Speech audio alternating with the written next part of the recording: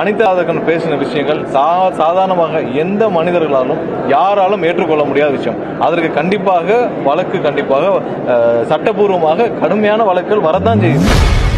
திமுக முன்னாள் அமைச்சர் அனிதா ராதாகிருஷ்ணன் கைது குறித்து செய்தியாளர் எழுப்பிய கேள்விக்கு அமைச்சர் CTR நிர்மல்குமார் ஆவேசமாக பதிலளித்துள்ளார்.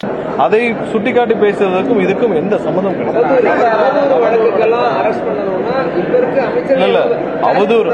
அவதூறு வழக்குகள் வேற. ஒருத்தருடைய தனிப்பட்ட விவகாரங்களை, தனிப்பட்ட குடும்பத்தை பற்றியும், தனிப்பட்ட அவங்களுடைய குடும்பத்தினர் பற்றியும் ஒருமையிலும் கேவலமாக எவ்வளவு மோசமாக பேச முடியுமோ அவ்வளவு கீழ்த்தரமாக பேசியிருக்கார் அனிதா ராதாகிருஷ்ணன். சாதாரணமா அவர் பேசுறத இப்ப பேசுறவங்க எல்லாரும் அவங்களுடைய வீட்டுல போட்டு காட்டுங்க. அனிதா ராதாகிருஷ்ணன் இப்படி பேசியிருக்காரு, இது ஒத்துக்க முடியுமான்னு சொல்லி. அனிதா ராதாகிருஷ்ணன் பேசின விஷயங்கள் சாதாரணமாக எந்த மனிதர்களாலும் யாராலும் ஏற்றுக்கொள்ள முடியாத விஷயம். அதற்கு கண்டிப்பாக சட்டப்பூர்வமாக கடுமையான வழக்குகள் வரத்தான் செய்யும். அவர் பேசின விஷயங்கள் யாராவது ஒருத்தர் வீட்டுல போட்டு அவங்க குடும்பத்தோடு போட்டு கேட்டு பாருங்க. அனிதா ராதாகிருஷ்ணன் பேசினது கரெக்டானு கேட்டு பாருங்க. அவருடைய பேசலாமான்னு கேட்டு பாருங்க.